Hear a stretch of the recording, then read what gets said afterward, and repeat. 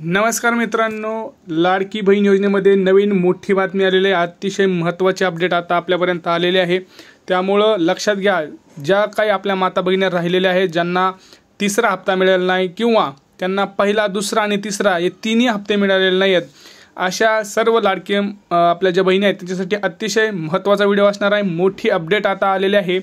नेमकी तारीख ही आपल्या पुढे आता आलेली आहे आणि इथून तुम्हाला मी सांगतो कुठून हे पैसे तुम्हाला भेटणार आहेत। राहिलेले पैसे तुम्हाला कोणाकोणाला पैसे आले आहेत, पण कोणाकोणाला 3000 आले, कोणाकोणाला 1500 आले, काहींना आज सुद्धा पैसे आलेले आहेत, ते सुद्धा आपण प्रूफ सहित पाहणार आहोत। लक्षात घ्या, आपला हा जो व्हिडिओ आहे हा अत्यंत महत्त्वाचा व्हिडिओ असणार आहे, कारण तुम्ही सगळीकडे व्हिडिओ बघत असाल, परंतु खरी माहिती आपल्या चॅनलवरतीच मिळते तुम्हाला, आणि ती पण पुरेवा सहित मिळत असते। त्यामुळे आपल्या चॅनलला पटकन सबस्क्राइब करून ठेवा। सबस्क्राइब केल्यानंतर घंटीचं जे बटन आहे तिथं दाबून ठेवा, म्हणजे मी जसं व्हिडिओ टाकेल तसं तुमच्यापर्यंत लवकरात लवकर पोहोचेल। आणि व्हिडिओला लाईक आणि जास्तीत जास्त शेअर करा। तुमची प्रक्रिया तुमचा जो काही प्रतिसाद आहे तो नंतर तुम्ही कमेंट सेक्शनमध्ये तुम्ही नक्की कळवायचं। मी काही प्रश्न विचारेल त्याचंसुद्धा तुम्हाला उत्तर द्यायचे आहेत। लक्षात घ्या, मला एवढ्या कमेंट्स आलेल्या आहेत सकाळपासून कालपासून की दादा असं आहे, कोणत्या कमेंट्स आहेत, मी सगळं निवांत तुम्हाला डिटेल सांगणार आहे।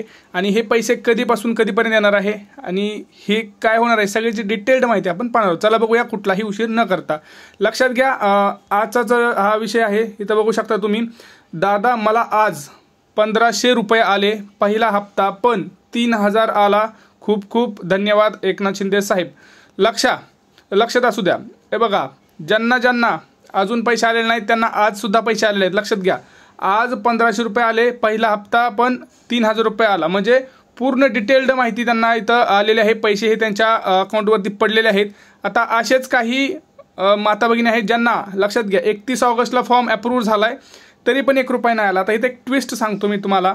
आता ज्या काही अजून माता भगिनी राहिलेल्या आहेत, ऑगस्टमधल्या असू द्या किंवा जुलैमधल्या असू द्या आणि सप्टेंबरमधल्या असू द्या, तर त्यांना कधी पैसे मिळणार याची सगळी डिटेल्ड माहिती आपण इथं घेऊया। चला, हे बघा, तुम्हाला मी दाखवलं आता की पैसे आज सुद्धा आलेले आहेत। आजचीच कमेंट आहे, तुम्ही बघू शकता, 2 मिनिट अगोची गोष्ट आहे।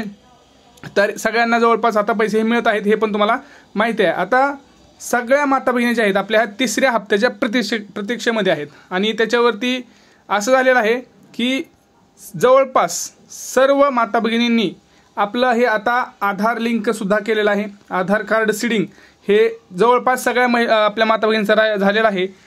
आज सुद्धा जवळपास काहीतरी 10,50,000 काहीतरी असं माता भगिनी राहिलेत ज्यांचं आधार कार्ड अजून सीडिंग नाही आहे झालेलं।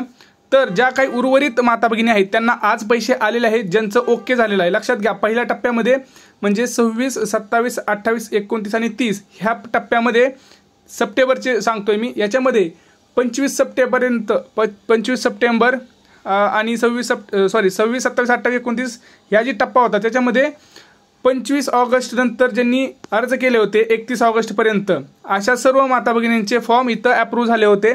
आणि त्याच्यामध्ये ज्यांचे त्रुटी राहिल्या असतील त्यांना अजूनही आलेले नाही आहेत, त्यांचं आधार सीडिंग राहिलेलं असावं किंवा काहीतरी तांत्रिक अडचणी आहेत, कोणाकोणाचे तर पैसे दुसऱ्याच्याच अकाउंटमध्ये गेलेले आहेत। लक्षात घ्या, इथं असं पण झालेलं आहे की कोणाकोणाचं एकाचे पैसे दुसऱ्याच्या अकाउंटला सुद्धा झालेले आहेत, असे सुद्धा केसेस आपल्यासमोर आलेले आहेत। आणि काही CSC सेंटर सुद्धा इथं असे आहेत, म्हणजे जिथं आपण फॉर्म वगैरे भरतो अशा CSC सेंटरनी दुसऱ्याचे अकाउंट्स यूज करून, म्हणजे दुसऱ्याचे नाव आणि आधार कार्ड यूज करून पैसे सुद्धा पडलेले आहेत। जवळपास 3 लाख रुपयांचा जवळपास इथं घोटाळा झालेला आहे लाडकी बहीण योजनेमध्ये। त्यामुळं ज्या पात्र माता भगिनी होत्या त्यांना पैसे यायच्याऐवजी अशा लबाडांना पैसे गेले आहेत, आणि यांच्यावरती सुद्धा कारवाई चालूच आहे। आणि जे अजून इथं सापडतील त्यांच्यावर सुद्धा कारवाई होणार आहे। तर असं कोणी करत असेल तर तसं कृपया करू नका, कारण तुमच्यावर कारवाई होणार आहे। जर कुणी लबाडून जर पैसे खाल्ले तर त्याच्यावरती कारवाई होणार आहे। लक्षात घ्या, आता याच्यामध्ये सगळ्यात मोठं आहे की आधार कार्ड आणि तुमचं जे काही DBT आहे, आता हे जवळपास सगळ्यांचं इनेबल्ड आहे, बरोबर।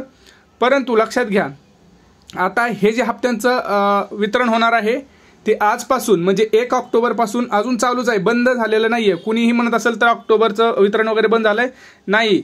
या आठवड्यात, लक्षात घ्या, या आठवड्यात आपण तुम्हाला गोष्ट पूर्ण सांगणारच आहे।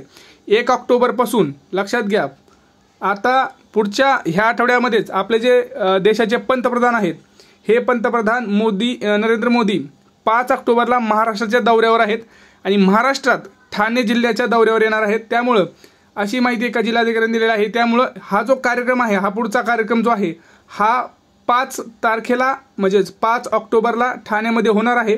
त्यामुळे 1 ऑक्टोबरपासून म्हणजे आजपासून 5 ऑक्टोबरपर्यंत लक्षात घ्या, आजपासून 1 ऑक्टोबर आहे आज, तिथून 5 ऑक्टोबरपर्यंत हे अजून 4 ते 5 दिवस पुढच्या दररोज पैसे येणार आहेत। ज्या ज्या महिलांचे जसं टप्प्याटप्प्यानं आपण ट्रान्झॅक्शन्स करतो तसं टप्प्याटप्प्यानं जसे फॉर्म अप्रूव्ह होऊन जशी यादी जशी पुढे जात आहे यादी, तशा प्रत्येक माता भगिनींना हळूहळू पैसे येत आहेत। कोणाला 1,500 येत आहेत तर कोणाला 3,000 येत आहेत।